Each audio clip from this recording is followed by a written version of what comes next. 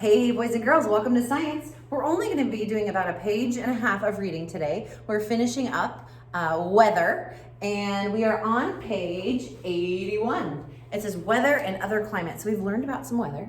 We've learned about some tornadoes. We've learned about types of storms. But today we're going to finish talking about weather and other climates. It says make sure you're not just following. This is backwards on purpose. Do you know why? Because you need to be following along in your book. All right, so page 81. It says weather and other climates. So what are we talking about? Weather and other climates. They're not trying to trick us. The earth has a variety of weather. Different types of weather happen in different places on the earth. The amount of heat energy from the sun, temperature, and the amount of precipitation in an area receives over many years is called its climate. So different areas have different amounts of precipitation. They have different amount of heat energy from the sun, which causes different temperatures. And whatever that is in that area is called climate. Can you say that with me? Did you say it already? Climate. Awesome. Climate is not the same as weather. Weather can change from day to day, but the climate of an area is the same for many years. So I know when I travel to Hawaii, the climate is different than when I am in Oregon. Now, our weather changes here in Oregon, but the whole climate of Oregon is different than Hawaii. Let's read more. It says the different climate areas can be divided into zones: frigid, temperate, and tropical. How many is that? Frigid, temperate, and tropical. Say that with me. I'm going to move this up. Here we go. Hold on, I'm gonna move that up. I'm still here, boys and girls. All right. Frigid, temperate, and tropical. Okay, so different climate areas can be divided into the zones. Again, frigid, temperate, and tropical. In the frigid zone, it's always cold. So let's look at this on your page. Remember, mine's backwards on the board on purpose, so you could be looking at your book. We're actually gonna have one of these. We're gonna color this and put it in our science journal. But let's look at this here. We have our Earth, right? We have different zones. So this frigid zone right here, and way down here, you can't really see it, but on the bottom, the poles, there's frigid zones. Do you know why? Because it's always cold. It's the furthest from the sun. Then we have the tropical zones. Remember when I was talking about going to Hawaii? Woohoo! Anything closest to the equator, I'm just going to draw some sunshines here. It is always warm. Do you think they get snow for Christmas there? Not really. We have the warm areas in the middle called the tropical zone. The tropical zone, the weather is very warm. Instead of having 4 seasons, there are only 2 seasons: the rainy season and the dry season. So this area, boys and girls, it doesn't get like the fall leaves like we have. It doesn't get the typical Christmas warm and cozy, and then the spring where all the flowers bloom. It just has, it looks like a face thing right here. It has the rainy season, rainy, and dry. That's it. So it's mostly warm all the time, and it has the rainy and the dry season. All right, well, we have the frigid, then we have the tropical. Well, what about in the middle? Guess what? Between those zones, in the middle, is the temperate zone. Okay, say that with me. The temperate zone. Not the temperature zone, the temperate zone. That experiences both warm and cold weather, depending on the season. That is where we are, boys and girls. You experience all the seasons because we're in the temperate zone. Depending on the season. Temperate zones have 4 seasons: spring, summer, winter, and fall. Can you picture that here in Oregon? You can, because we are in the temperate zone. It says no matter what, let's finish the page. No matter what kind of weather happens, wherever you live, God is in control. The atmosphere where all weather happens was designed and created by Him. It is perfectly designed for life. God created the sun, which gives the energy to make all weather. Where's the source of all our light and heat energy, boys and girls? The sun. Awesome. When we study weather, God created the sun, which gives us the energy we need to make all weather. Yes, when we study weather, we cannot help but see that we serve a powerful God. Yes, if he was not in control of the weather and he didn't create the zones that he did, and if he didn't create the earth tip just like it is to keep our weather patterns the way they are, our life would be out of control and we wouldn't be able to experience life as we know it. Plants, people, things wouldn't be able to grow and survive like they do. So God, seeing how all of this works together, just makes us go, wow, we serve an amazing, wonderful, powerful God. Okay, here we go. One last page. I'm going to cover up these. Oops. And you can't read them backwards anyways. So let's look at the verse at the top of the page. This is a good reminder for us. He being God, I'm going to read it in not Old English. He has made the earth by his power. He has established the world by his wisdom. He stretched out the heavens by his discretion. When he utters his voice, so when he says anything, there is a multitude of waters in the heaven, and he causes the vapors to ascend from the ends of the earth.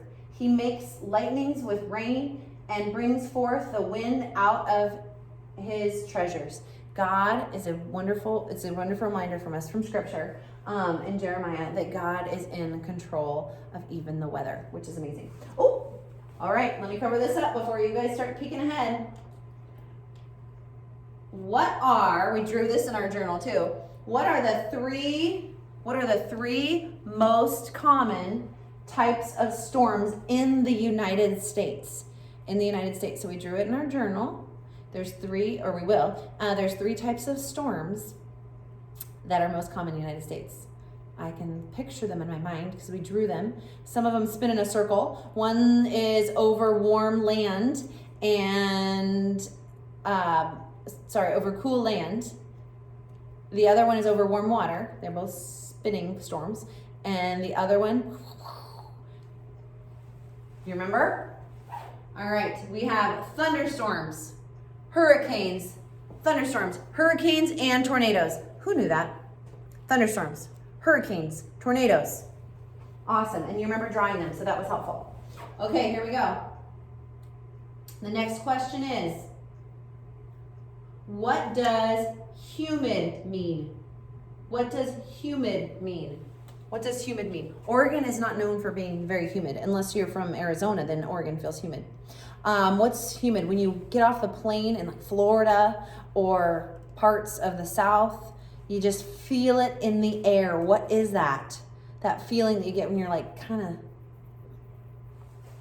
that feeling of when it's humid outside, it's opposite of dry. What does that mean? Who can tell me? If you're stuck, can you look back in your chapter? Of course. What does humid mean? Humid means there's a large amount of water vapor in the air. So it's the opposite of dry air. So if you go to Arizona, you actually feel like you need some lotion. Humid is when it's like moist in the air. All right, so what do you feel? How do you feel in humid weather? So how do you feel in humid weather? I remember going to Las Vegas or near there, and it was so dry out, even my lips felt dry. But then you go to Florida, or maybe you go to Hawaii, and you step out, and you just feel, it almost feels like you're sweating, but you're not sweating, because you feel sticky. The humidity in the air, the air is so thick with moisture, you actually feel sticky when it's humid.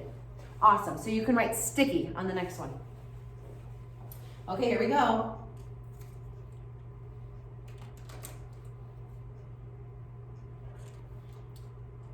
Let's look at these. So to review, number one, it says the three most common types of storms. Can you pause the video and write it down? Yes, please. Thunderstorms, hurricanes, tornadoes. And then what does humid mean? It means there's a lot of water vapor in the air. And how do you feel when there's a lot of water vapor in the air? You feel sticky. All right, here we go. We have 4 choices: electricity, hurricane, thunder, tornado. Your white binder should be out. If it's not, please pause, get it, and then go back and do this part again. All right, here we go. Matching. Write the letter of the correct answer in the blank. So remember, these are our choices. So sometimes, is it better to read them all before you start filling things in? Or if you know it, great, fill it in, and then, or if you don't know it, skip it and maybe come back to it. Whatever strategy works best for you, go ahead and do that. Number 4, it says, lightning is something that jumps from cloud to cloud or from cloud to the earth. So think about lightning. What is lightning? So you see those bolts, you can picture it. We drew that in our journal. Lightning is what? Is it electricity that jumps from cloud to cloud to form or from cloud to cloud or from cloud to earth? Or is it is lightning a hurricane that jumps from cloud to cloud or from cloud to the earth? Is lightning thunder that jumps from cloud to cloud or from cloud to the earth? Or is lightning a tornado that jumps from cloud to cloud or from cloud to the earth? Now you might think, oh, I know, Mrs. Cornthal, thunder goes with lightning. Is that what it says? Read carefully. Lightning is what that jumps? It's actually the electricity that jumps. That's why you can see it. That's why you can see like little bolts of static electricity when you go down that slide. Do you remember? So lightning is actually electricity that jumps from cloud to cloud or from cloud to the earth. So that is A. Okay, number 5. It says the sound that follows lightning is called, well, we know it's not A. You think we got that right? What is the sound that follows lightning? You get a little lightning and then a little, you hear it. What's the rumbling sound? Thunder. So 5 is C, thunder. All right, we have 2 choices left. We have A and C, we got electricity and thunder. What is a windstorm that begins over the ocean? Ooh, and then what's a windstorm that builds over hot land? All right. If you've ever seen The Wizard of Oz, I always think, okay, Kansas, what took up Dorothy in Kansas? That's over the land, and that is a tornado. And what's over, they always have hurricane warnings in Florida because that's the storm that happens over the warm water and then travels up and hits the Gulf Coast or hits the Atlantic coast there by Florida. So the one that starts over the water, so the one that begins over the ocean is a hurricane. And the one that begins over the land is D, a tornado. So they're very similar, but they start different. So they're a big spinning storm that can do a lot of damage. But the one that begins over the ocean is a hurricane. The one that starts over the land is a tornado. So if you have watched The Wizard of Oz, this is going to be pretty easy for you because Dorothy on the land in Kansas gets swept up by a tornado. All right, boys and girls, you are amazing. This is, I think, is this the end of our chapter? Oh, yes, it is. You know what that means? You have finished this chapter. Can you give yourself a pat on the back? Do you feel smarter? I feel like you've learned a lot. We filled out our science journal. We've read so many things. We've drawn things. We've done experiments. So, boys and girls, I love it. And all of these things, even our ability to learn and grow, are a gift from God. So don't forget to praise God for the little things. Thank Him that He is the one who protects us in the storm. He's the one who's in control of the weather. He's the one who holds the stars in the sky and knows every single hair on your head. Even knows what you pray when you don't even say the words out of your mouth. And we serve that same God who is that powerful and that awesome. So, boys and girls, I love you. Thank you for joining me today, and I will see you soon.